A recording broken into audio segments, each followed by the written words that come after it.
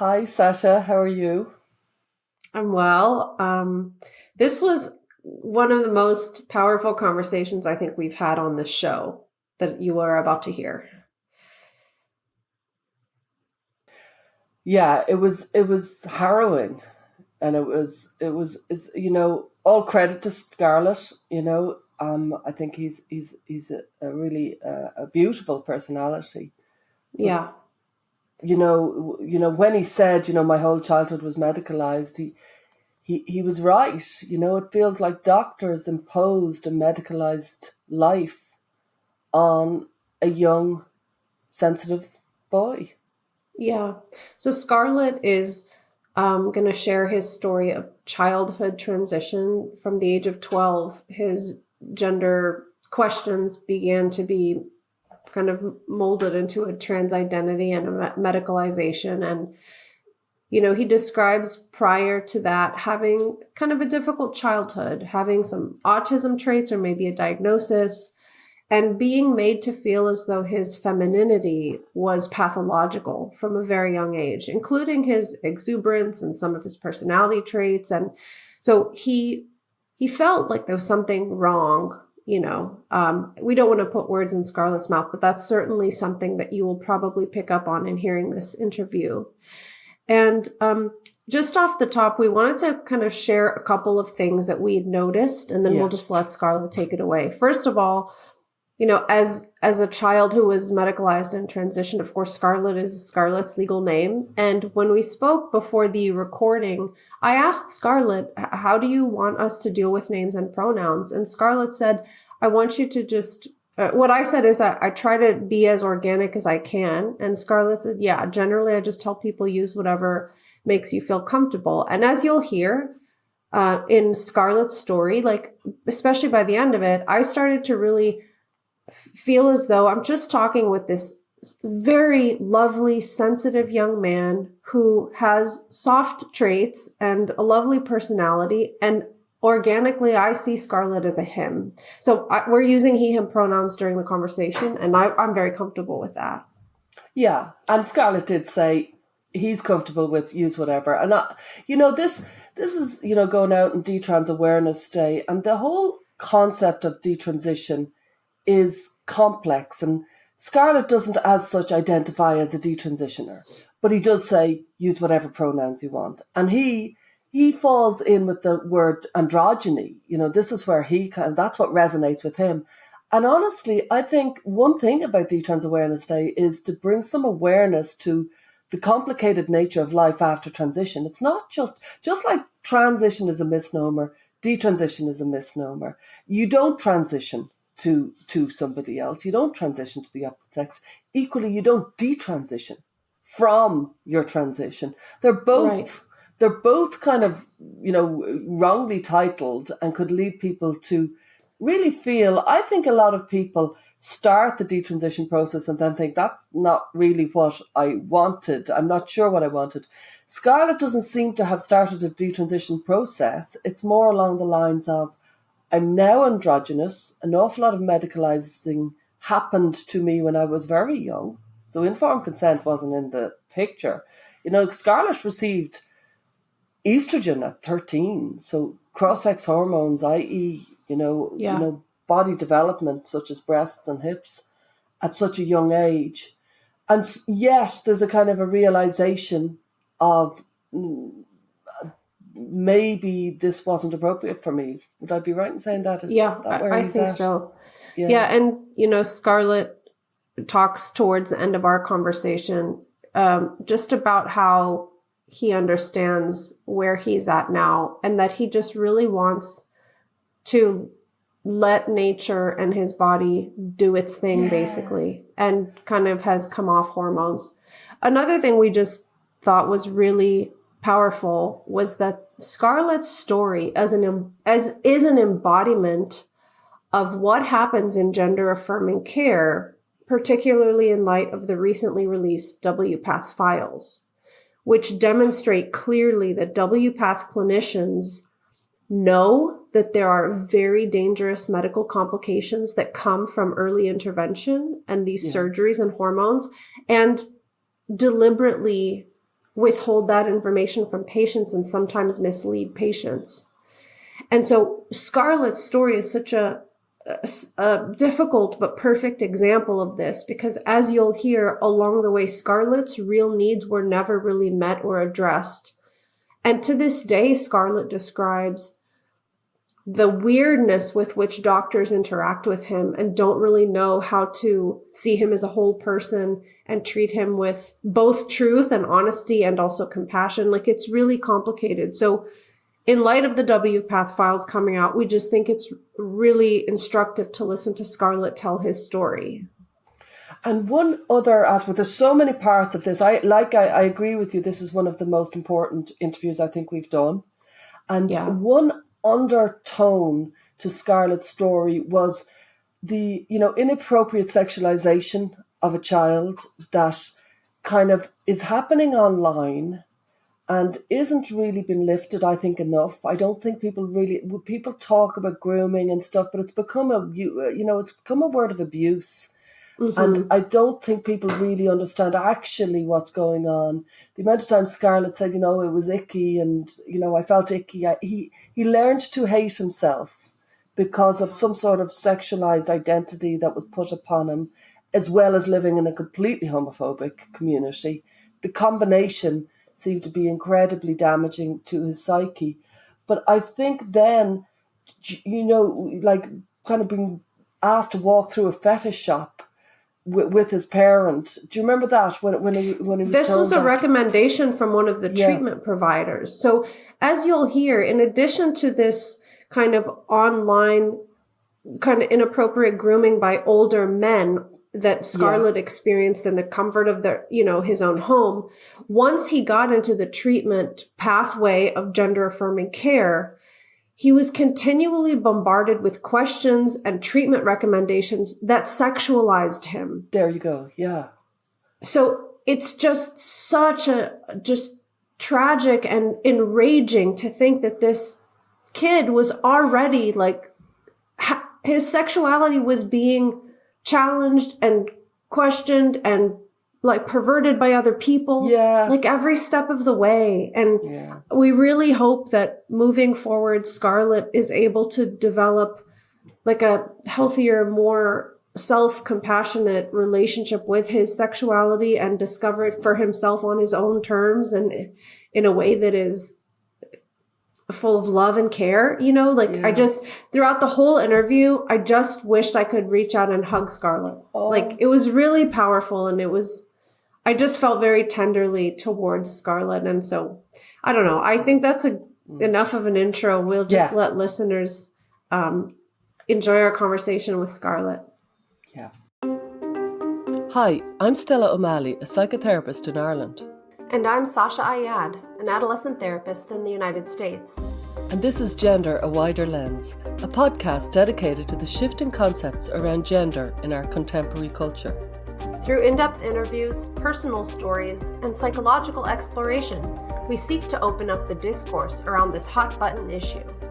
Join us as we look at gender from a wider lens. Hi, Stella, and welcome to the show, Scarlett. Hi, how is everybody? Good.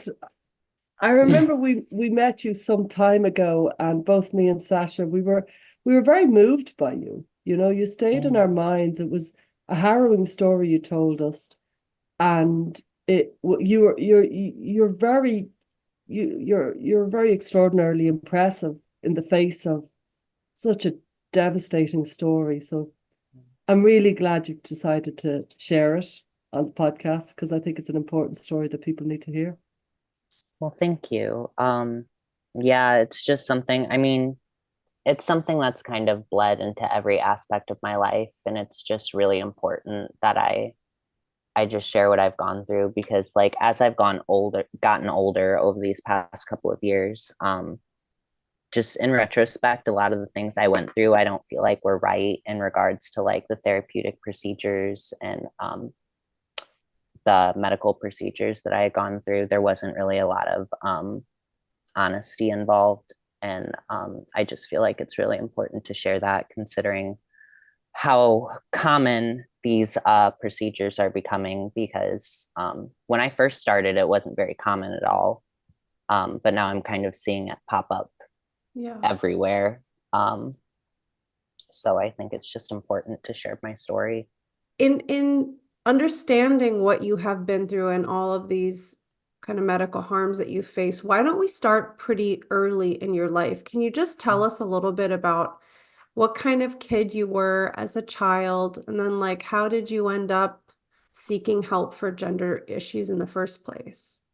So when I was really little, I was a pretty troubled child, honestly. I've always struggled with like pretty intense anxiety, and like depression issues. I had an early diagnosis for high functioning autism, for Asperger's syndrome. Um, but unfortunately, as a result of that, because I was pretty gender nonconforming already, I knew I liked boys from a very young age. I've pretty much been playing kiss and tag with boys since like preschool. It was just like a pretty normal thing to me. But I came from a very small town. We went to a fundamentalist Christian church. Not necessarily because my mom grew up Christian, but was just like seeking some kind of spirituality, and that's just what was there at the time. Um, so I was surrounded by a lot of pretty ableist and homophobic ideas. Like a lot of my gender nonconformity was blamed on my autism, and I was treated very, very differently. Like I wasn't allowed in like normal classes in school. So I didn't get to do any classes with my friends. Like whenever kids would watch movies, I was not allowed in the classroom. I was just kind of always set aside and kind of ridiculed for being different, and for like just how I was. Um, and and I was very emotional most of my childhood. So obviously, all of this would make me cry a lot, which then got like I got punished a lot in school, which led to my mom homeschooling me on and off growing up, due to that. And Um, can I ask, what age are you now? And do you remember roughly what age you were diagnosed with autism? I think I was like 4 or 5. I was very young. Some of my first memories were actually being in doctors' offices for autism, like counselors' offices. I had some like counselor aides that would like represent me at school and stuff and try to like fight for my like treatment or whatever. Can I also ask, because you said something that I think we could easily gloss over, but I don't want to miss. Your gender nonconformity was being attributed to your autism by, Mhm. seems like the school, the adults in your life, the doctors. That Yeah, feels huge.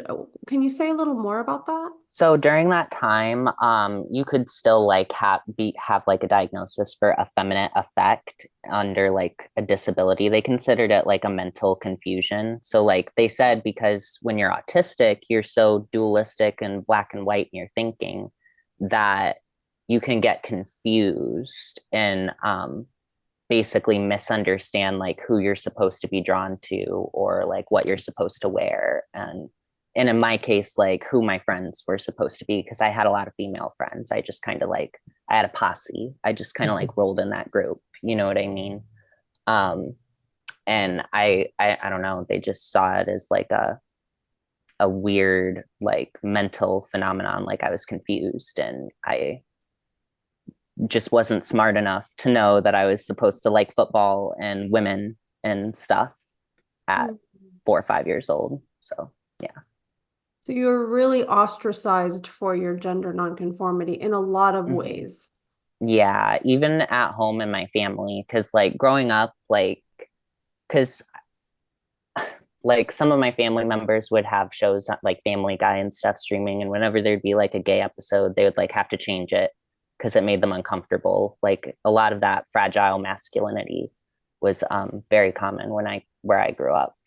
Hmm. um, Even like among my siblings. Like I love my brother, but there was a lot of like mocking around me being gay growing up, because everyone kind of like guessed it, but no one really like wanted to say it, because I could have been autistic and just been confused, but like I might grow up and be gay. Like it was kind of an unspoken thing looming in the background, like an elephant in the room, I guess.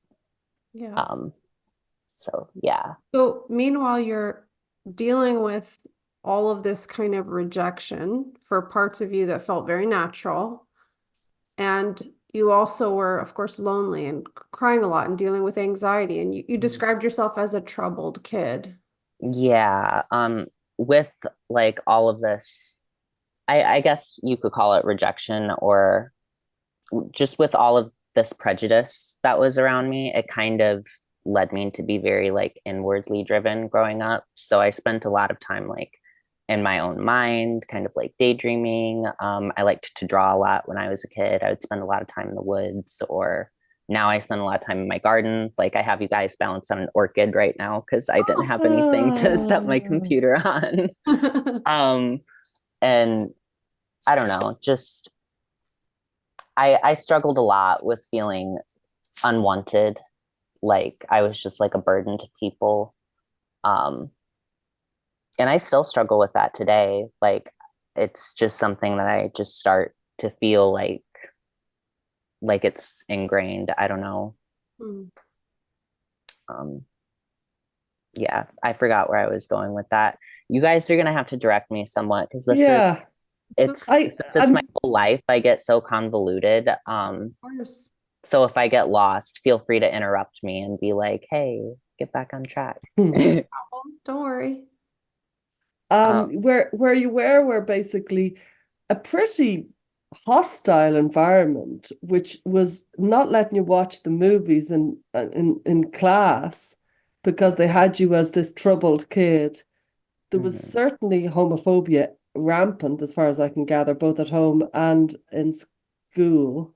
And you yeah. were diagnosed, and it was kind of hanging over you. Maybe this is all autism. That seemed to be the Yeah. vibe. And carry Yeah. on from there. Yeah. Yeah. A lot of quirks about my personality, or even if I would just show like a genuine interest in anything growing up, it would be blamed on like an autistic obsession, um, which was pretty hard to deal with. Mm. It was like my whole childhood was medicalized almost, because like I could never just be interested in something like gardening, for example, or a hobby at school, or um, anything like that, because it was always some crazy obsession or something I had to be medicated for. And it put a lot of stress on like the relationship between me and my mom because she was kind of the only one that was really like fighting for me. So a lot of the time she was having to be like this wall between me and like the rest of the world that was kind of coming at me with all of this prejudice, basically. How Um, was mom fighting for you? Tell us a little bit more. Like it must have been hard position for her to be in too. So since I was so young, I just remember her being on the phone a lot with doctors, kind of like arguing about like she would ask them like, well, what are you giving her? Like, what are you trying to medicate her for? Can you give me a reason? Well, what about the side effects to these things? She would always kind of do her research about stuff and avoided me going on quite a few things like Adderall or Ritalin, things that I would have never needed in the long run, but doctors were pretty insistent on me having at that time, because they didn't really want to, like when I would go to therapy for my anxiety or my depressive issues or my autism, my therapist never really like delve into it. They just kind of blamed everything on me having a neurological or a neurodevelopmental issue. And they would just kind of treat me like I just kind of didn't know myself or what was going on, kind of just tell me what they thought. And that was just what I was supposed to follow. Um, so my mom would kind of step in between that a lot and kind of keep these people away from me. It really made me clingy to her growing up, honestly, because I felt like she was kind of the only one that was like fighting for me out there. Because even my own family would like totally pretend like they didn't even know me whenever a doctor would have a new diagnosis for me, they would just be like totally down with it. Despite prior knowledge, they just don't like, I Yeah. guess, recall it. So you said something really interesting, and I want to just loop this into our understanding. You said mom would be on the phone saying, "What are you diagnosing her with?" And of course, Mm-hmm. we're going to hear a lot about your story, your social and medical transition. But at one point, I mean, well, I guess early in your life, you were seen as, recognized as, treated as a boy. And then Hmm. something shifted where you started to kind of play with the concept of gender identity. So, Hmm. can you tell us a little bit about how that transition, for lack of a better term, happened between like Scarlet as a little boy to Scarlet as a trans-identified kid? Yeah. So growing up, like I said, I was always kind of pretty effeminate. I like had female friends. I was pretty typical to that group. I liked playing dress up. I was pretty typical like feminine boy. I had some masculine hobbies, like I liked horror movies because my granny did, and I liked to climb trees and stuff like that. But I was pretty like set on like the neighborhood boys and like trying to feel pretty, I guess. And I guess the older I got and the closer I got to puberty, I'd started because like around that time, Omegle and like Kick and all of those were like big online. So obviously, being homeschooled on and off, most of my friends were online friends. And I was just discovering through that around that time that I was probably gay, like confirming for myself that I was probably gay because I was talking to like some older guys online. Um, and I guess over time, I just started to feel pretty like, I don't know, just like kind of grossed out with the like just how I was developing and the idea of like developing into like a young boy, I guess, because these guys were like creeps. So they were like kind of grooming me. I didn't know that word at the time, but it just kind of gave me a heebie-jeebie feeling. Um, and just as I was maturing and starting puberty, I really got uncomfortable in my body. Like it was like I felt gross. I felt like a troglodyte. I felt like I couldn't go out in public. I was like constantly checking myself in the mirror and nothing I did was ever accurate. So I would just like hide myself in my room and just not leave for days. I ended up quitting school for quite a few years until up until high school. This was around like fifth, sixth grade. I ended up leaving school because I just couldn't deal with people observing me. It was just too much for me. Um, Could I ask a little bit about the grooming, because I often think it's kind of understated and swept under the rug a little bit. That it seems to me that there's quite a lot of boys, especially boys, I'm not sure, but who do seem to be targeted by very, very abusive older men who seem to mm. really wreck the heads of these kids. Yeah, on some of those like chat sites like Kick, because it's like a non-traceable site, I was exposed to a lot of really messed up individuals. And back then, like, because it was like communicating through a screen, I didn't really associate like danger with it. But now in retrospect, I'm like, I was probably talking to some very dangerous people. Because they just kind of present themselves like they can kind of tell by the way you make your profile or the way you state yourself in your like bio that you're different or whatever. And I think me being effeminate and having kind of like, very elaborately decorated profiles and stuff like that, I just kind of drew those individuals in. You know what I And mean? did they seek or did they propel this idea that you should transition? No, not necessarily in my case. When I did eventually start transitioning, it was, I mean, definitely like more people were trying to talk to me online after that. But it wasn't like them motivating me to transition. I just kind of felt gross with like the idea of them perceiving me as like a young boy or like a um what was the word they like a twink Oh almost at that yeah. age, Oh and it yeah, just yeah. made me feel icky. Yeah, They were like sexualizing you. yeah, being Yeah, sexualized when you're just a child. And I mean, you're clearly like you're figuring out that you like guys and you like men, but like they are taking things to a direction that you're just like, whoa, this is yeah. And it was almost like, because I already had this like idea that being gay was like this like unspeakable thing, right? From the church and from Yeah. just like the attitudes of the town that I came from. So this just kind of played into that like idea of like homosexuality is like Oh, not always, but like a lot of the dirty. times probably kind of a messed up power dynamic-y thing, because that was all I was like exposed to at that time. You know, this was like shortly after gay marriage was like being legalized, but it was still like a controversial thing in the United States, and it was, you know, a whole thing at that time. So it just kind of played into my idea of a negative attitude towards homosexuality, basically, and towards myself because of that. Like, I don't want to grow up and be that, or Mm-hmm. I don't want to grow up and have to deal with people like that. And then they'll only, like, you know, be into you for a time and you age out of that. And I felt so gross thinking like that might be my life. Mm. Um, yeah.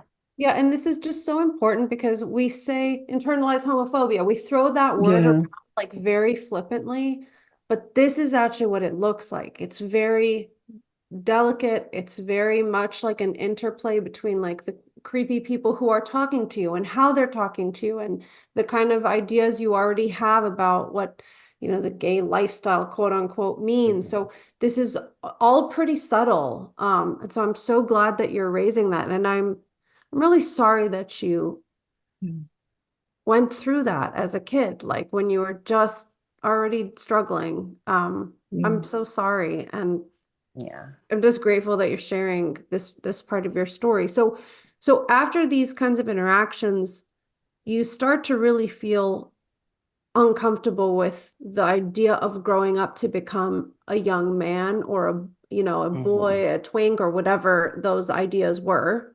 Yeah, absolutely. I just felt icky with the idea of that. And I had also had some like body image issues like prior to this, but they were very minor as a kid. Like I would feel like my nose was too big because like in my family we have like a very like not like a crooked nose, but like a very like it's shaped almost like a beak. And I just feel like I don't know, that always bothered me even as a young child.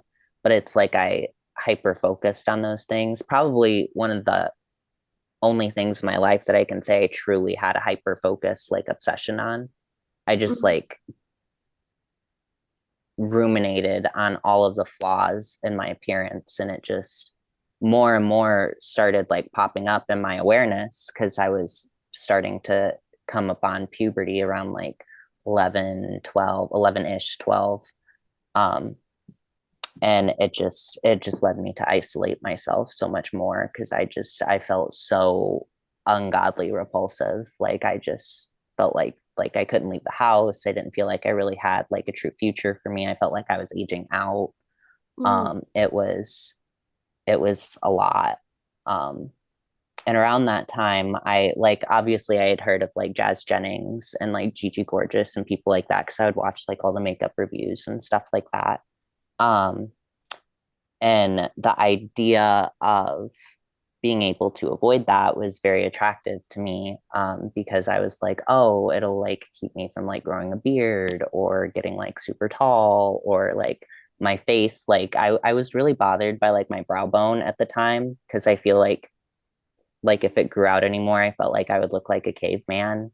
Um, and that like really really bothered, like it sounds Yeah. stupid now saying it, but at the No. time that was like catastrophic to me. I felt like I would have no chance at like a livable life if that happened. Mhm. um Can Sounds I really dramatic can I now, but point out that it is dramatic, but it's also very common for teenagers. I remember being like that, and I think the intensity and madness and massiveness of my thoughts about kind of fairly random things like that, that you look back thinking, what sort of fever was over me?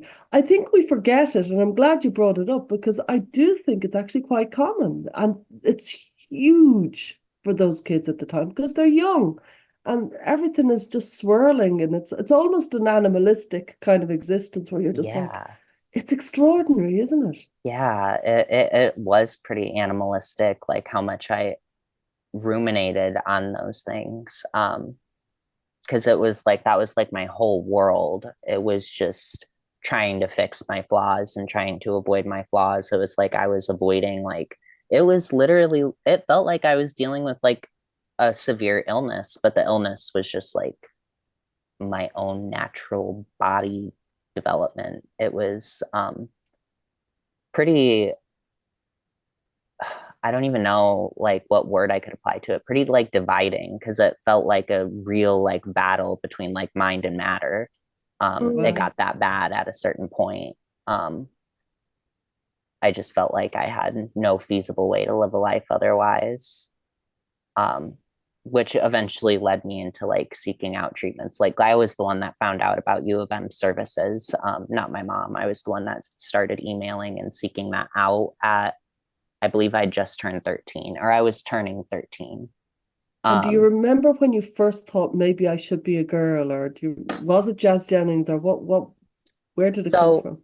I can't really pinpoint a fixed point when I had like the realization of like, oh my gosh, I want to live as a girl.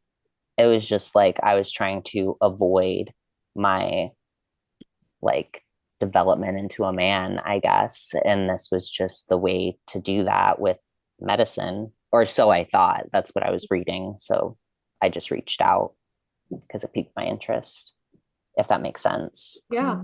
Yeah. We want to take a moment to thank our sponsors, GenSpect and Therapy First. GenSpect is an international organization committed to fostering a healthy approach to sex and gender. The team and members of GenSpect strive to promote high-quality, evidence-based care for gender nonconforming individuals. GenSpect is pleased to offer a non-medicalized approach to gender with their recently published Gender Framework, and they continue to hold conferences around the world. Visit genspect.org to learn more. Therapy First is a non-profit worldwide professional association of mental health providers who view psychotherapy as the appropriate first-line treatment for gender dysphoria. Therapy First supports psychotherapists working with gender dysphoric youth and young adults and offers public education on mental health and psychotherapy. Visit therapyfirst.org to learn more. Now back to the show. Okay, and so you start researching these services, and tell us what happens at that point. So in my research, I didn't really find anything in regards to like side effects and stuff. Because like obviously on like the hospital websites at the time, there were like links to like transgender forums and stuff. So I had to kind of like read through there to like read other people's experiences and oh, excuse me, and stuff like that. And I didn't really see anything talking about downsides at all. Well, I read one story about a sex reassignment surgery that went bad, but that was like pretty much it. Like it was just like a freak incident and you never really heard about it. And at that time, there weren't really many like what you could call like I I guess like autogynephilic people out there. I didn't really run into many of those in the beginning. It was mostly people that like me were like little gay boys and it was just not a friendly environment and they just transitioned and tried to live their lives like that and they didn't really mention anything about downsides, so I felt like it was pretty safe. Can you give us approximately what year was this? Yeah. 2014, 2015. Okay. So I was 12 going on 13 when I first started researching. So you were born, if I'm right, maybe 2002, maybe 2 years later than Jazz Jennings or something. Yes, I was born in 2002, the end of 2002, like one of the last months. Yeah. So you're reading online accounts from other gay males who are transitioning or thinking of transitioning or have started transitioning. And what are people talking about? I guess like clearly you're sitting here with us. So whatever they said must have, I guess, confirmed for you that you wanted to pursue this. So like what were some of the positive things they were describing? Because you said they didn't talk about a lot of negative side effects except for like one story. So the idea is that like once you start like passing, you could just like live a normal life without really having to like adjust like who you're attracted to, because like pretend like being gay and like just not being with people was very common at that time.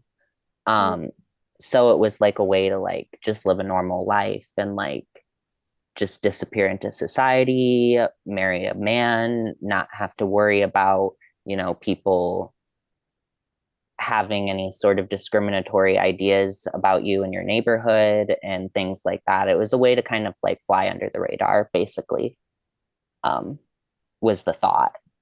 And that was kind of like what they discussed most of the time is like, oh, I met my husband and we're happy, 20 years married, life is great, never hear about any of the, people never look at us weird type of stuff, like just living a normal life. That was pretty much all I ever wanted, was to be loved and live a normal life. So then you at some point must have told mom, or what? What happens next? Um, yeah, so at that point, my mom was traveling for work. So I had called her one day, and because I had decided I wanted to roll with this, I felt like there was no other option. Um, and I just called her and I told her, hey, I think I'm transgender. That was just the word that I knew to use.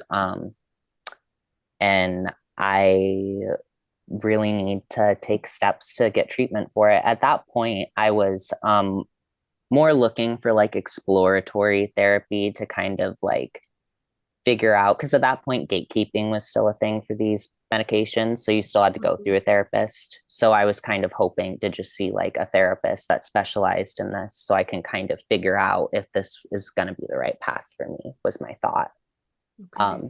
And she thought, okay, explore, you've always been nonconforming, so maybe exploratory therapy will be good for you, and I started growing out my hair, and dressing more like how I wanted to dress. I was already dressing pretty androgynously, but I was just like kind of, I had full liberty to express Yeah. myself at that point. And obviously I felt great with that. Yeah. So that was just what we were rolling with. But you weren't necessarily using the word exploratory yourselves, were you? Or were you? Not at that time, because we didn't really have the vocabulary for that. I was young, and my mom came from a very small town where there isn't really a lot of gay people. Most of them would like move to the city and, might come back to visit their families, but it wasn't super common in our town. Um, Well, and so to be fair to you guys, it wasn't even a word. Like No, nobody yeah. was yeah. using the word exploratory therapy. There was kind of the old model, which is transsexuals will come to therapy, they'll have gender identity disorder or gender dysphoria, and then they'll do this long, Mhm. long, long assessment, figure out what's going on, and then, And you that know, was kind of what I was hoping for, was like in this assessment, they'll basically be able to figure out like if this is going to be a right path for me, or I can determine if it's not, and I can just get treatment with whatever the heck else I was dealing with. Because I was definitely dealing with some kind of body image issues. mhm. It was just very prominent, and I just needed help for it. And that's what I was looking for. And so what happened? You told your mother in that phone call you think you might be transgender. How did she respond? And when did the doctors and the intervention, how did that come about? Well, she cried because I was crying, but it wasn't like, I don't think it was like crying, like a devastated crying. I think it was Yeah. crying like, well, I don't know what this means, but also, Yeah. why are you crying, kind of Yeah. thing.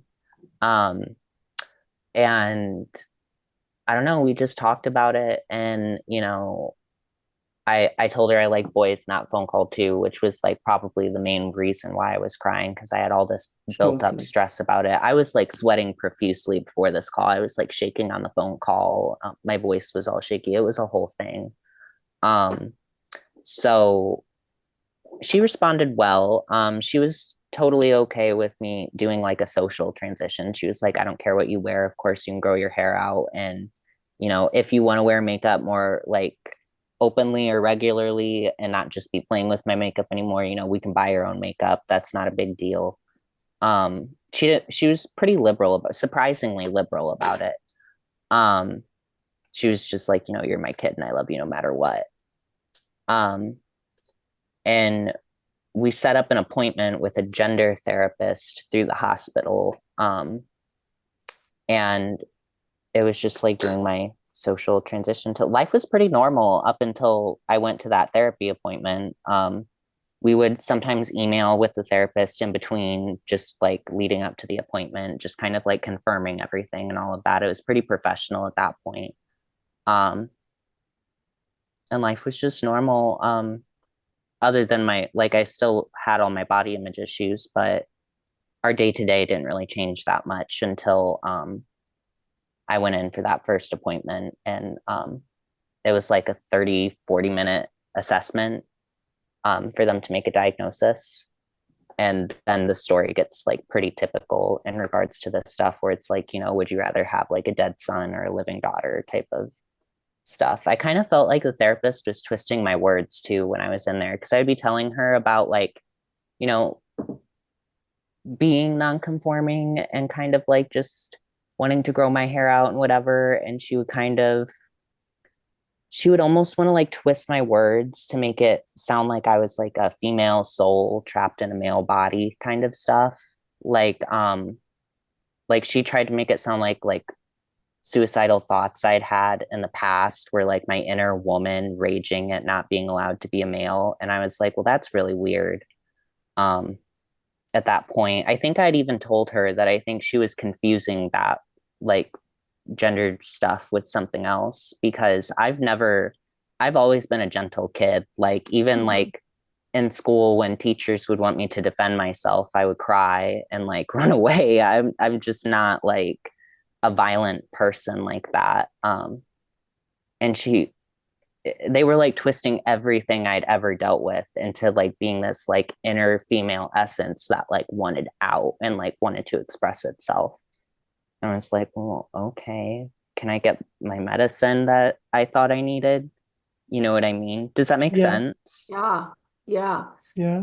Um, I don't want to take us too far off the tangent because this timeline is really important, but it's really interesting. I don't remember if I was talking to you or maybe it was some other conversation, but I think you said when you started to meet males with gender dysphoria who were autogynephilic, it started to make a lot of sense to you why the therapists like took this certain angle. And I mhm. really hope I'm not like misremembering that because No, that they was say definitely there's me a female because essence in you. That's actually the autogynephilic experience. That's not the gay man who transitions experience. yes, and I think I even told her that I thought she was confused. I told her she was confused on something because she was like trying to ask me like how I feel when I wear girls' clothes. Like, does it make me get fuzzy feelings and stuff like that? Do I feel affirmed in them?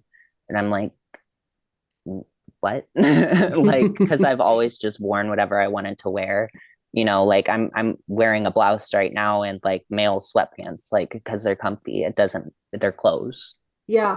It just never that was never a thing for me. And I thought it was really weird. It made me feel almost like those guys online were making me feel. It was that same heebie-jeebie feeling with some of the questions that she was asking me in regards to like how I like the feelings and sensations I get when I like am acting feminine. I was like, that's weird. It was really weird. Um, So you Um, could sense that there was a sexual undertone to what she was implying. And that's yeah, why you got the you're 12 or 13 and you're like, what? So that's yeah, really important here. yeah. It was yeah. really uncomfortable, and they just kind of like laughed it off and like brushed it on by, and we just like kind of left that part of the conversation behind, and we're talking more about like the homophobia and stuff like that. And she was like, well, yeah, you sound like you were just a girl being forced to live as a boy this whole time. So like we can definitely like there's been so many trans women that have just grown up and gotten married and adopted families and live a happy normal life, so we can totally help you do that. And I was like, awesome. And that was in Okay. like 30-40 minutes. And I remember I was the first appointment and I came out, and then she called my mom in there.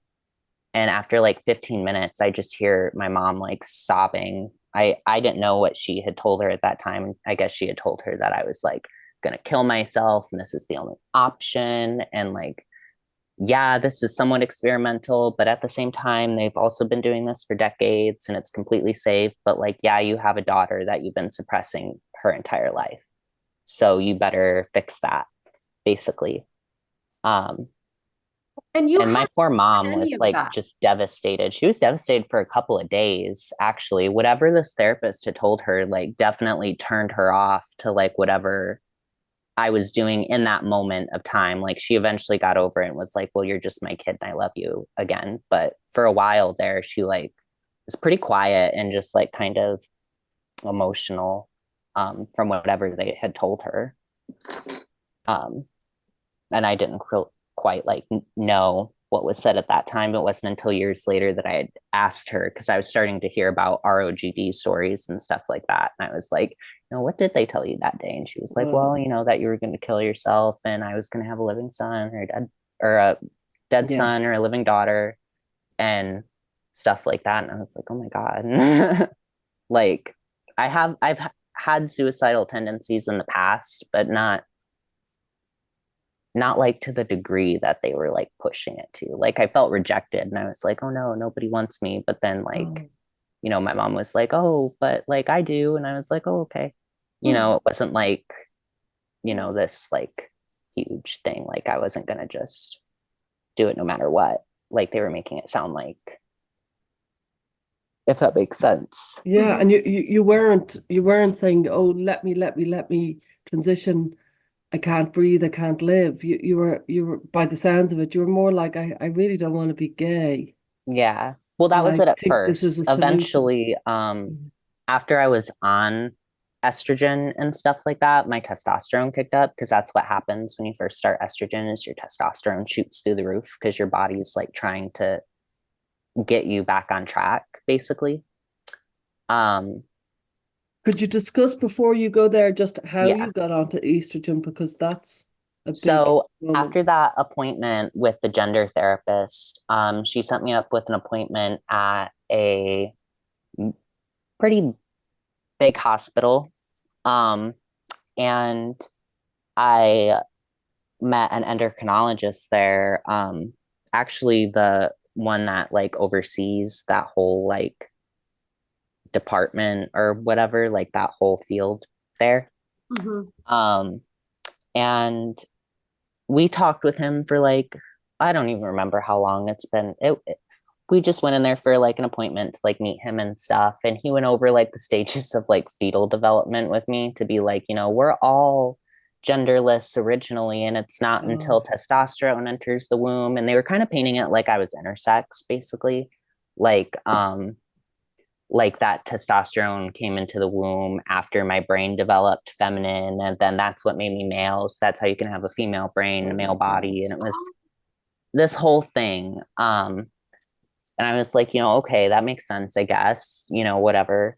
You're just a kid, and this is a doctor. I mean, yeah, it makes sense if your doctor's telling you that, Yeah. but I mean, we know that's not true. That's not how it Well, works. and that's what But I you read didn't online at the know. time. So I was like, you know, okay, that's what Google says. So And you're about 13, matches 14. up. I was 13 at this point. I had just turned 13 at this point. Oh my God. Yeah. So that happened. And after that appointment, I was starting on spironolactone for 6 weeks. And I remember the second day I was staying with my grandma and I fainted because it was causing like such severe like hot flashes. Because he had me on a dose. I was on like 250 milligrams or something crazy. It was a lot. I was pretty small at that point. I was like 5'5", 5'6", and like 100 pounds maybe. And is this a puberty blocker you were on? So spironolactone is kind of like a puberty blocker, but not quite as strong. It's an anti-androgen. So it's the most common testosterone inhibitor that they have trans women on, pardon me. And basically what it does is it's like a diuretic. So it's supposed to like flush out your excess testosterone by like keeping it from binding to your testosterone receptors in your cells. Yeah. So it kind of just flushes it, keeps your body from absorbing it, and then flushes the excess out. And it immediately gave you a difficult impact After a immediately. couple of days, yeah, I fainted because I was on way too high of a dose for my weight. Because I've always been pretty underweight. Not for any like reason. I just like eat like a bird. Um, and yeah, it made me faint. It was way too much. So they halved my dose. And I was much better after that. And after those 6 weeks, I was then put on estrogen. Think it was like, I think we started at 2 milligrams, and my testosterone had shot through the roof because they were trying to suppress it. And that's just like what a young male body does when it like feels threatened. Um, and that made me like I was developing a little bit quicker at that point. So I was like starting to get like peach fuzz on my chest and stuff. And I was like, that was like apocalyptic. And at that point, I had felt like, oh my God, I can't breathe. I like have to transition because my body is changing so fast. Oh my God. I just felt like, I literally felt like my body was like warping into it. It felt unnatural. You know what I mean? It was really bad. Um, and so they jacked up my estrogen dosage to it was 4 or 6 milligrams at that point. Um, I eventually ended up on 6 milligrams and just kind of stayed that way until I eventually went off. And as like my testosterone went down and I stopped really developing, as quickly, like I don't know, it felt like I had a moment to breathe for a second because I didn't have to worry about my body to continuously keep changing. I was just kind of paused and like where I was at for a minute. And some of my features started to get softer, like around my face and stuff like that. And I was like, okay, like fine, this is much more manageable for me mentally at that point in time. Um, and I was, I had regular appointments with my endocrinologist. And I would ask him at these appointments, like, how is this going to impact me like long term? How is this going to impact like my sexual development? That was a huge concern of mine. Um, and he told me that it's not really going to impact it. Like I'm going to develop like another woman, basically. And I was like, but how? Um, and he was like, it's not going to make you like dysfunctional or anything, basically, but I'll just function like a feminized male, and I won't have to like, I basically don't worry about it. And he would kind of act like these questions were super inappropriate as well and make me really uncomfortable asking them.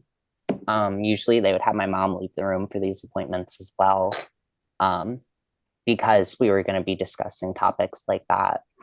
So they would just make us both feel really uncomfortable, like we were subjecting them to like some awful interrogation. Um, when I needed to know this stuff, because these drugs do affect your sexual development. Even as an adult, they affect your sexual function. So, like as a kid, like going through puberty, I needed to know how that would affect my physical development. You know what I mean? Of Yeah. course. Can I ask, because I was just going to ask you if mom would have been in the room for those meetings. And so you shared that they usually split you guys up. Yeah. So she was in the room a lot in the beginning. But eventually they kind of like split us up because they were worried about like if I had an accepting home, because she would always have questions on the medication, basically. And they would act like her questions were inappropriate and then Oh kind my of like God. shimmied her out. And we're like, well, are you being abused? Is this an accepting home? Um, I should also stare. I should also share that I was a ward of the state at that point because my father's not present in my life. So the state basically had partial custody of me. So it was kind of like, if there Oh, is ever a problem, we can always step in kind of thing. And at the time, I was like, oh, that's like really cool, but like, no, thank you. I'm good, but thanks. It wasn't until like these past couple of years that I'm like, oh, that's a pretty messed up thing to say to a 13, 14-year-old who's like, struggling this bad. Um, There was something you said that just rings a bell. That kind of often when people question the sexual functioning, they're shamed. Myself, Sasha, any of us, we're shamed as if we're the ones who are weird for wanting to know just fairly basic information about things, rather yeah. than it should be a non-shaming, very informed kind of scenario for both you and your mother. And she should have been as informed as you because you were only 13. But Hmm. also, you know, the shaming of you would have been incredibly powerful at your age. It would have been very silencing. Well, it was not only powerful because of my age, but I also had all of this Yeah. conditioning of like from my past childhood experiences of like kind of being shamed into not talking or been like, oh, you're just misunderstanding, just, kind of like let the adults play a little bit was the mindset that kind of developed. Like it started out led by me, but then eventually it kind of felt like the reins were kind of not taken, but like definitely being like pushed along by the doctors and stuff. I was also a part of studies, or so I thought. Was informed I was going to be a part of like studies for the long-term side effects of this stuff, and I end like they just kind of like, stopped including me um, when I had started like showing like more interest in like how this would impact me. Like basically when I started asking questions, I stopped getting included in these studies and stuff like that. Well, Um, I want to just point something out because you've described yourself as kind of a shy kid who has a hard time speaking up for yourself and advocating for yourself. But I have to say, it's super impressive to think about you at Yeah. 13 with all the crap you'd been through, asking your doctor persistently these questions to the point where they kicked you out of a study. Like, you are actually a very strong and impressive person. Well, I do appreciate that and thank you. I will give it to my doctor that he did have a very open personality at least. So I did feel at first, before there was any kind of shaming, I did feel safe asking those questions at first because I felt like, he was just very friendly, or so it seemed. Yeah. So I was very gobstruck when it was kind of like an uncomfortable thing and they didn't really want to answer it. And then I stopped getting the emails for the surveys and stuff. And I was like, this is very, not right. It kind of played into my feelings of rejection from the past too, a little bit. Cause I was like, this just felt shitty all around, basically. Because I wasn't getting my questions answered. And around this time, they had put me on a GnRH inhibitor. That's a Lupron blocker that they implant in your arm. I have the scars right here. I don't know if you can see them. Right. Um, But this is a but puberty blocker. yeah, it's like a little device. It's like that long, and they put it in your arm. And it just like slow releases like not hormones, or maybe Hormone it's a hormone. blockers. It Yeah. was, I don't remember if it was Hysterelin or Lupron. I think Hysterelin is the blocker version or the implant version. And that's the one I had. Um, and they put that in because I didn't want to be on the spiral long term because it's really bad for your kidneys in the long run because of how much it makes you pee. Um, Wow. and I was starting to have issues in regards to like incontinence. Basically, I would just like drip drip drip drip drip, and it was becoming like a problem for me. I was like, a certain point is like normal. Like a lot of people don't really talk about it, but it's very common at a certain level. But at a certain point, it gets to where it's like affecting your life and you kind of like got to do something about it. So I didn't want to stay on Spiro. And this was the alternative. And they told me that there's no real side effects to it. It'll just, suppress my, basically, it'll affect my pituitary gland. So, like, your pituitary gland releases hormones that tell whatever gonads you have, whether they're ovaries or whatever, to release its hormones. And what the puberty blocker does is it just goes directly to the source in your brain and it just switches that off. So your body isn't producing like follicle stimulating hormone to stimulate hair follicles. It's not producing whatever hormone it is that tells your body to produce its sex hormones. It just switches that off. Um, And it also and impacts the development of your genitals themselves. yeah, it does. I was told that that was completely reversible. Um, I was told that all of the side effects of it would be completely reversible, and that the only real side effect would be that I would just stop growing in certain respects. And I might get hot flashes at first, but those should go away. They never quite did go away. I still even get hot flashes now because I feel like my hormones are all up and down still. Um, but that's jumping ahead again. After I got the implant, I started having hot flashes really, really bad. And I was homeschooled at this point. The doctor discouraged me going to school because they were worried I would get bullied. Um, so they were like really hard pressed on my mom to not let me go back into public school because it's just not an accepting environment. Um, which looking back kind of defeated the purpose of me transitioning in the first place, which was to just disappear into society. Um, but when they put the blocker in, I was having like really severe hot flashes. I was like waking up at night and like just like complete cold sweats. It was awful. I would get like pains like in my like private area, like really severe pains that felt like someone was like stabbing me or that my stuff was just like seizing up, like atrophying basically was what it was doing. Um, at a certain point, I was having like full body Charlie horses because I had like a lot of muscle atrophy that happened. I couldn't like keep weight on at all. It completely killed my appetite.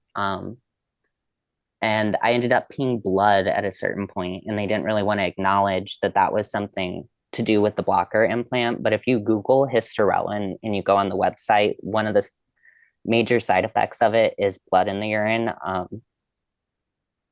And around that time, I basically had my mom push really, really hard to get it taken out. So after a couple of years, they wanted me to have it in until I was like 18, 20. But I got it taken out at like, I think I was 16 going on 17 when we got it taken out. Oh my God. You had the implant for how long total? So I got it put in. I think I had just turned 14. So 16, 2.5 years, somewhere in that bracket. And they wanted you on it till you were up to 20? 18 or 20. They said that they can try to stretch it, but that implant specifically went until I was 18. And if we had to replace it, we could. So when you said earlier before we started our call that you had to stop for health reasons, this is what we're talking about. Is Yeah. is there more kind of medical side effects that caused you and your mom to push to stop the implant?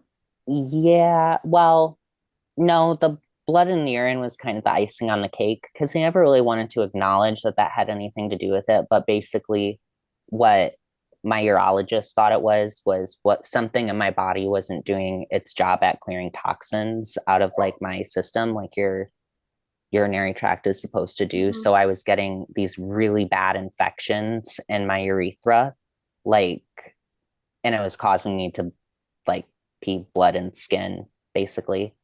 Um, and after I had the blocker taken out, that stuff cleared up within a couple of months to a year. And I no longer had issues with like urinary tract infections or blood or anything like that. I don't even get Charlie horses anymore. I was having full body like muscle spasms for a while to make it really hard for me to go to school or play sports or ride a bike because Jesus. my muscles would just seize up and it was so incredibly painful. Um, and they still don't want to acknowledge that it was the blocker, but it was the only thing I was on that was different. I didn't have these issues prior to that. I had these issues on them, and then they faded within a couple of months of being off of Mhm. them. You Mhm. know what I Wow. mean? So it literally cannot be anything else unless it was just like some kind of freak accident that just No. coincidentally took place in the same bracket. So you were getting blood in the urine, you were getting pain in your genital area, you were getting these, what you call them Charlie horses, kind of spasm muscle cramp that were very Yeah. painful. Your body was really, really rejecting it. This wasn't going well. Yeah, literally felt like my body was breaking down. I became really susceptible to getting sick. I never really got sick much throughout my life, but while I was on the blocker, I missed so many things that I was supposed to do because a common cold just like took me off my feet. Wow. I couldn't handle it. And my depression while I was on it also spiraled way out of control. I just felt absolutely drained all of the time. It was like a cloud just went over my whole world while I was on it. And did you Um, say you were given estrogen as well? yeah, I was taking estrogen in that time period so that I would have like a puberty because they were like, you need to go through one puberty. Um, so had opted for Because female puberty. over where I live in Ireland and in Europe, no child is getting cross-sex hormones, like it's until they're 18, like, or maybe 17 or 16, but definitely not 13 or 14. Yeah, I've been on Um, them since I was 13.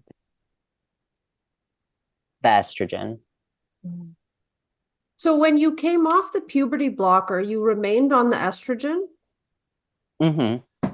Yeah, because at that time period, I mean, never really like explored what my dysphoria was. I definitely have an uncomfortability with my body, and it's definitely dysphoria means to bear, so it's definitely like a burden to bear. Mhm. So when I went off the blocker, I was just like, the blocker made me sick, and it still felt like it was the right decision for me. You know what I Oh, mean? Because, yeah. I am a pretty effeminate personality, and I could not imagine, you know, what my life would have looked like if I ended up looking like my dad or my brother. No offense to them. They're perfectly good looking guys, but just not, it's just something that I didn't think that like and you can tell I still kind of struggle with the idea because I'm just coming to an age where I'm really able to like explore a lot of these emotions with like my adult faculties and kind of like yeah. strip them down. Yes. But at that period, I couldn't really strip it down any further than I just have a dysphoria. I just have a problem with my body, you Well, when know? I say that, I'm not implying that you should have gotten off. I'm just trying to understand almost from like because we're like Mhm. discovering this medical experiment, and I'm just trying to piece together as you're a child, you're 16 at that point. The blocker was very obviously the culprit of why you were sick. So you Mhm. come off the blocker. But at this point, your body is going to be producing testosterone and you're getting estrogen, right? I just want to make sure medically I Yes. understand. So then what Yes. was that like, I guess, from a physiological perspective, psychologically? Did your depression lift? Like, how did that go when you were off the blocker but on estrogen? So technically, they had assigned me like a lower level of Spyro to go back onto, but I wasn't really taking it all the time because I was like obviously very put off by it. Mm-hmm. So I've been pretty much on like I guess I would take like a spiral pill, like maybe I would half it. So I would take maybe like the halves of I was supposed to take one pill a day and I would take the halves like maybe like twice a week kind of Is that stuff. because you intuitively thought this is bad and I'm resisting it, or what was it? Well, I've always been pretty sensitive to like, what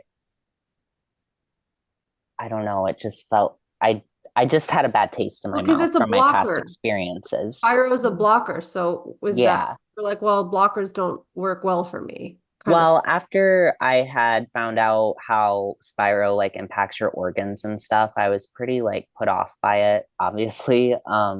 So I was trying to avoid taking that, but I was taking estrogen. Right.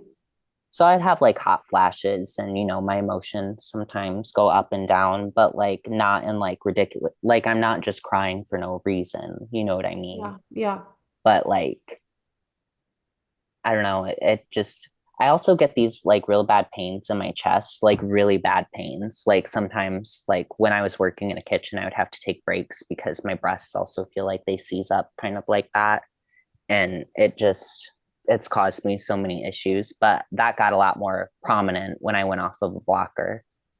um And did the estrogen, when you started taking it at 13, did you then grow breasts? Oh yeah, I have like fully female typical like breasts. What was that like? I mean, I know that the way the doctors, gender medicine doctors treat it as though you have this choice of what puberty you'd like to go to. Like, and you even said, I chose the female puberty, and Hmm. it's no Yeah, fault of your own at all. That's how it's framed to you as a kid. it was very like, I don't know, like commercialized, Americanized, like marketed kind of Yeah. thing. Yeah, Even though I you're had like, buying. Yeah, yeah. yeah, even though Consumer. insurance covered, most of my stuff, not all of it, Hmm. but most of it. Um, like, I don't know, as to what it was like to like grow female typical breasts, I never really thought anything of it because I was just like, I was just going through puberty for me, I was already kind of a, Mm. feminine kid. So it wasn't really hard for me to like make that adjustment. It wasn't really until I was like, oh, sorry, I almost dropped you. It wasn't until I like got out into the world and like was trying to like date and stuff that it like kind of, became apparent to me like, oh, my body type is pretty unusual because when I had first, was going on this stuff, part of the questions I would have for my doctor, because he was also LGBT, I won't like Mhm. comment on, what part, but that was part of their identity as well. Oh, wait. Your doctor was your doctor trans? No, Okay, no, just a carry on. different sexual identity. And or romantic identity. And it so I would be like, what's my dating life gonna be like, basically? And it almost was like implied that my dating pool would be wider if I transitioned, because then, straight I would be in the dating pool of like straight men, basically. Because there's much less gay guys and there's more straight guys was like a mindset behind that. Um, Wow.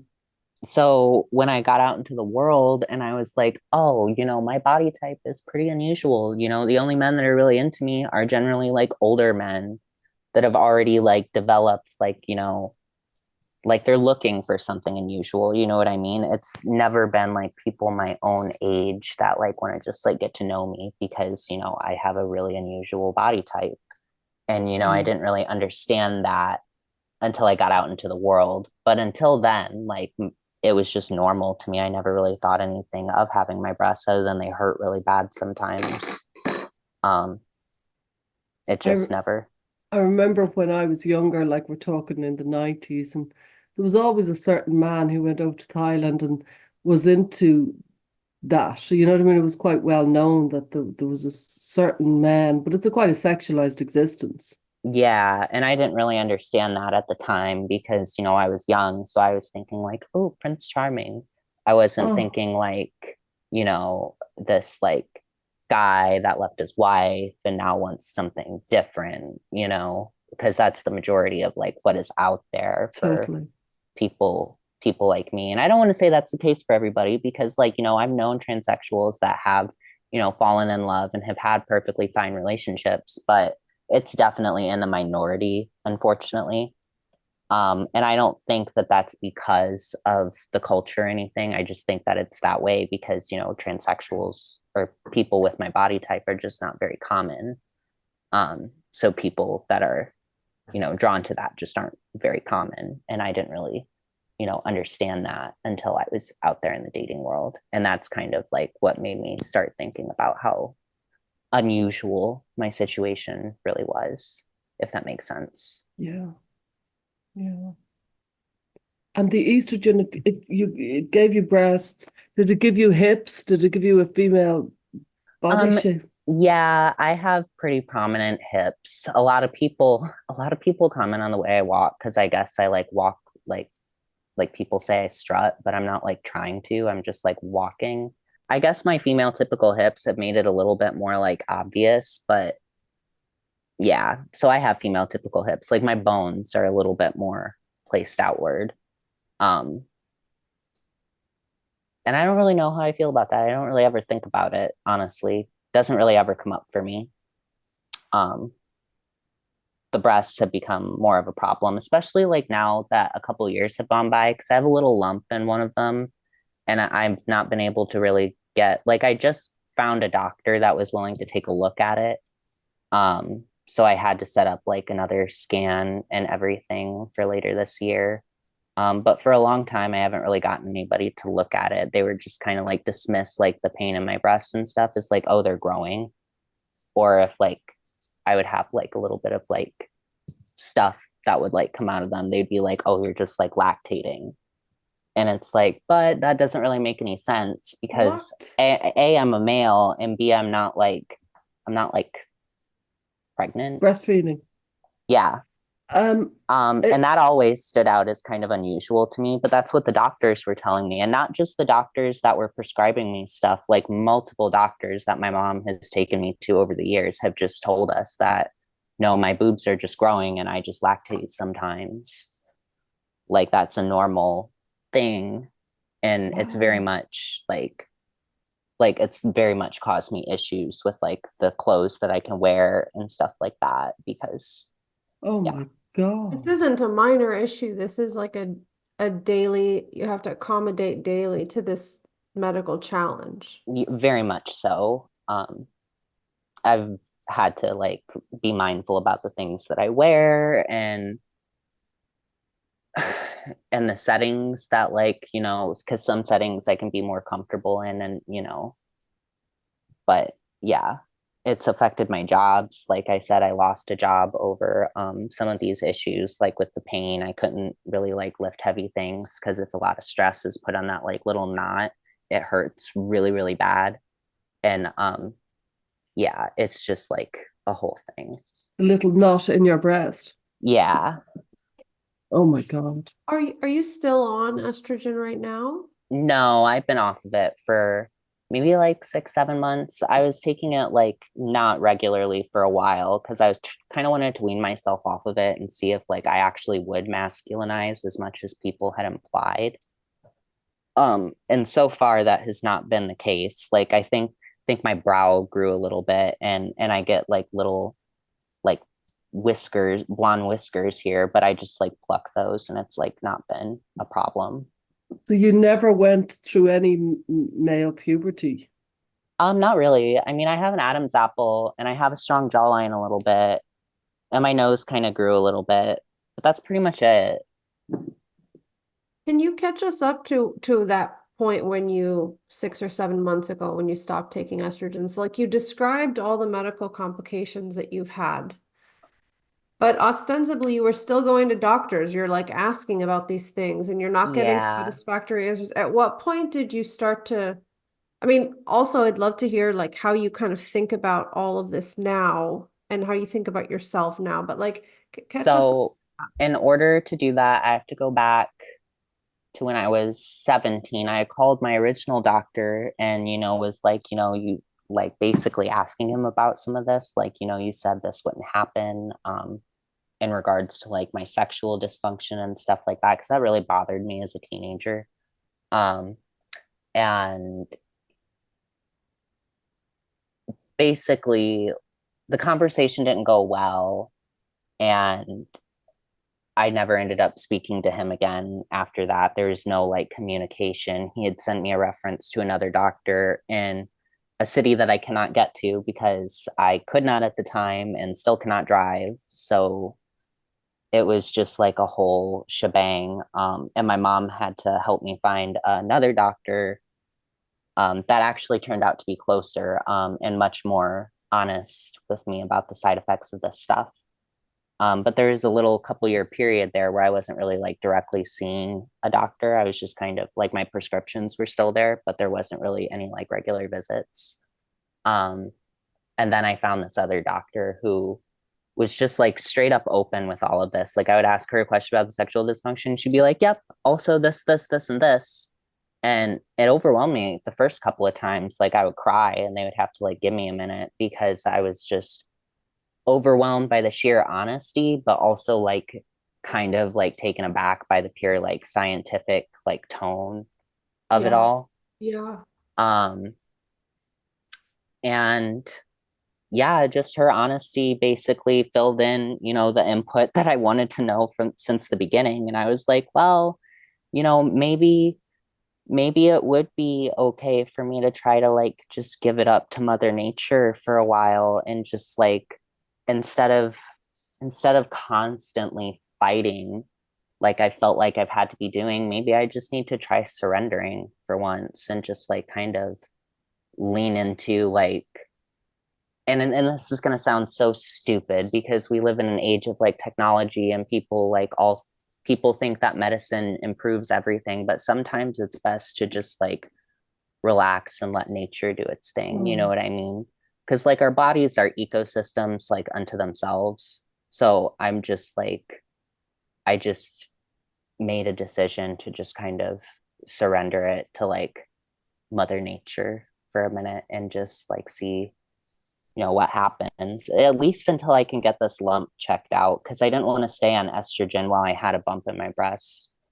Um, you know, just in case. Not saying that it is anything, but on the off chance that it is, I don't want to be like potentially like feeding it those synthetic hormones. Does that make What, sense? it does make sense, but what's so enraging on your behalf is how since the age of 13, you know, there isn't a feeling of a doctor looking after you. There isn't a feeling, informed consent isn't even in the room here. This is this is you raising issues and being told not to worry, and basically stop asking questions was really the attitude. And your mother was Yeah. shimmied out of the room. It just feels like the most awful, awful care that you were given. Yeah. Yeah.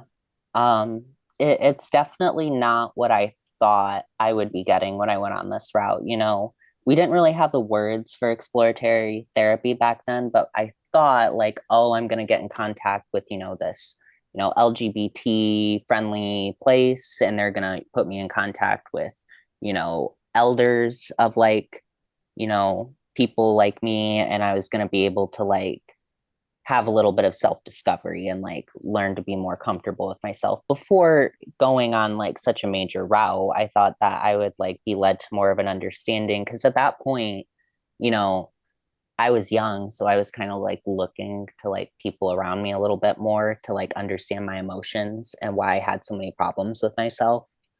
Now that I'm older and I have more like adult faculties, it's much more easy for me to just like look within, but I didn't really have that capability at that time.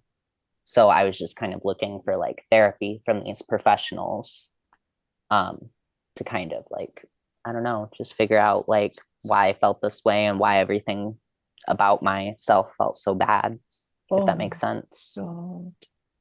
You know, Scarlett, when I listen to everything you've shared, from the minute you had your first appointment with the gender therapist to the doctors and endocrinologists, this is like fantasy care. Yeah. Everybody was living in a fantasy. They were selling you a fantasy. Oh, that's something sparked an idea. So yeah, you saying fantasy sparked a memory. So when before, so way back, I'm sorry to jump around like this. It's Please. just like a lot, and I know, it's okay. I'm like having memories as we're like talking about it. Oh, But um, so after my first appointment with the gender therapist, they wanted my mom to get me like synthetic like breasts and stuff to like see if it was like the right path for me. I remember them sending me to a specific place called Janet's Closet, which is like, you know, a business that exists for reasons. I don't want to condemn them. But it's like a transvestite store. It's like a fetish shop for transvestites. And I remember my mom oh my being, God. because we didn't know what it was. But they wanted to like, this was like their way to make sure that like it was like the right path for me. And I remember the owner stopping us at the door and my mom having to show them them transvestite, the owner of the store. Yeah, yeah. She had to show them a certificate from the hospital that like I was assigned to be there. So this person had to like walk us like past like trying to evade all of the fetish gear. And it was some pretty horrific stuff that I Oh my saw. God. And I just remember my mom being like absolutely devastated through all of this. Like I don't know. I didn't really like understand at the time how fucked up it was, but like Jesus. years down the line, I'm like, that's a pretty like messed up memory. And I never even really wore the synthetic thing. So that was like useless because it wasn't like I wasn't autogynephilic. So I didn't like want to wear fake breasts and stuff like that. That just felt weird to me. Um, but that was like what the doctor said I needed because they needed to know if like I liked looking at myself like that. You know what I mean? It was just weird stuff. Jesus. Um, Did they talk much like as the puberty blockers would have stopped your sexual development, your genital growth. Did they talk much about um, you know, genital surgery or, vaginoplasty or anything? so the thought process was that we were just gonna head in that route. Um, my mom was not down for that. Like she was okay with like, me socially transitioning, and then they kind of like stepped in and like not threatened her, but like kind of implied it with, me being a ward of the state and everything with the hormones and all of that. But she was not okay with me getting surgery. And I remember a couple of surgeons writing to us and stuff, like from the hospital trying to link us up. And they were like they were getting letters from psychiatrists that like I'd never like really had a consultation with. And they were just like totally down. Like they wanted me to get an orchiectomy at one point, which is where they like remove your testicles and stuff. This Because then place I should wouldn't be have to be shut on the down. blocker. Yeah. It was a lot. Um, and it wasn't ever something that like I was really like going for. Like I wasn't a big fan of what I have because I, was sexualized young and stuff like that. So obviously that creates some issues. And I've had unfortunate incidences like, since growing up and stuff. So, but I never wanted to get like surgery for it. You know what I mean? That just never really felt right. I never felt like the science was quite there, nor did it feel like something that I felt like would fix whatever I was dealing with. Um, but it was definitely like implied and definitely pushed a couple of times. My mom and I had to be pretty vehemently opposed to it more than once. Um, and I have a couple of friends that actually got the surgery that we were the same age and it didn't end up going well. Like there was that same neglect. Um, so yeah. Oh my God. From the same hospital, you have other friends who did get the surgery. Started at the same hospital. They ended up, all of my friends, none of them have gotten surgery in the United States. They've all been in other countries, like, over in Asia. Some of them have been in Canada. One of them flew down to Mexico, type of stuff. Wow. I imagine that we're going to have to start bringing this conversation to a close, though I think I could talk to you for a long, long, long time. I want to ask what what has it been like in the last several months, as you described, letting nature take its course? How have you felt? Has it been worse, better, the same? Are there things that are surprising you, things that are just what can you share with us about that? I know it's very personal, so just whatever you're comfortable with. I mean, all of the above. It's been really hard on my professional life. Um, just because like the public doesn't really know how to react with me. People don't know what to call me with my pronouns, and it makes a lot of people really uncomfortable. And I work in sales, so if people are uncomfortable with me and they don't Oh really want yeah. to say it, that makes it really hard to sometimes do my job. Mm. And I try not to let it get to me. I practice open presence a lot, so I try to just let it go with my breath. But it does make things really hard a lot. It makes it hard to relate to people sometimes just because my life has been so radically, not in the norm that like there's just a lot of very basic normal life experiences that Mhm. I don't really like relate to because I was, isolated and going through a transition, you know. Um, and my autism probably plays into that somewhat too. I already have somewhat of a hard time relating to people in that regard. Um, but in my personal life, it's been I don't know. I feel like it's felt like a deepening of my awareness in my own skin. Not really for positive or negative. I'm just learning to like not really label my emotions as they come up. It's just like it is, and that is it kind of thing. And I try to practice that quite a bit. And it's helped me a lot in like understanding like the deeper layers of like my dysphoria just a little bit. I'm still exploring it. I'm doing a lot of shadow work in regards to that.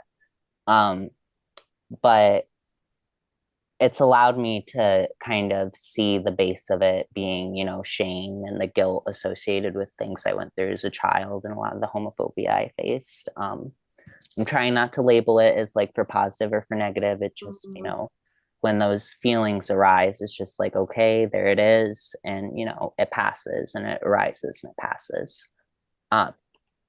So I'm learning to develop like a flow in my personal life. I'm just trying to figure out how to bleed that into work because society is so focused on this stuff right now.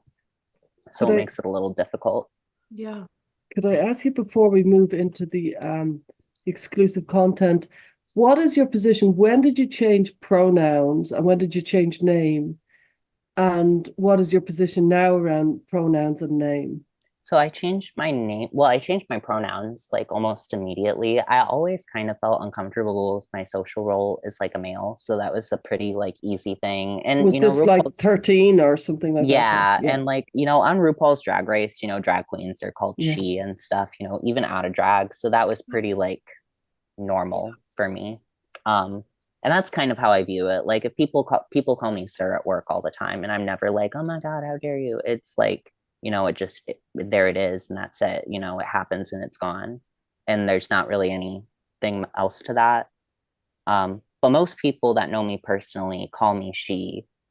And I started going by Scarlet when I was like 14. And I mean, it's fine. I don't really have any feelings about it. I just kind of like adapted to it. And that's just like what most people call me. And it doesn't really arouse like any like conflict or emotion. I don't feel now where I am as adverse to my birth name. I just think it's an unattractive name and it's just not, but it's not like any like, it doesn't evoke any like catastrophic dysphoric emotions or anything because it's just a name. Yeah, that's kind of where I stand on that now. Before we wrap up this portion of the conversation, we had been connected before and you had reached out to me and Stella to say, I'd like to share my story. Is there anything that you haven't been able to say yet that feels important for you?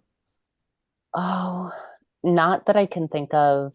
Well, one thing, because I did do a live stream with another creator in the past, and I kind of got my timeline mixed up a little bit just because it's so much to remember all at once. And you were a kid. I had just turned 18, but this person I think was being very compassionate. It was done out of the goodness of their heart, but it just wasn't the therapeutic setting that I needed to really kind of like go through it chronologically. So I got very convoluted. And some people were calling into question like my history basically. So I just kind of wanted to put that out there. Like when you've dealt with a lot of trauma like this and you have to go through your whole life, it can be very hard to like pay attention to everyone else's reactions and try to like focus on other people while trying to remember all of that. But that aside, I feel like I've gotten everything out and gone all over everything. So thank you for the opportunity. I appreciate it. Thank you. We'd like to move into the extra section and maybe ask about what you needed, what you think you might have needed when you were younger and now. Like what were the things that actually could have helped you? Yeah, so maybe for here, we'll kind of say goodbye and then we'll take that question into the next section. Is that okay? Yeah. All right. Well, thank you for joining us. Yeah, of course. Thank you for having me. Thanks for joining us this week on Gender, a Wider Lens. If you enjoyed the show, please rate and review us on Apple Podcasts or Spotify. And be sure to visit us on Substack by going to widerlenspod.com. There you can join our listener community, access bonus content and resources, plus learn about additional ways to support the show. Our discussions are for educational purposes and are not intended as a substitute for mental health services.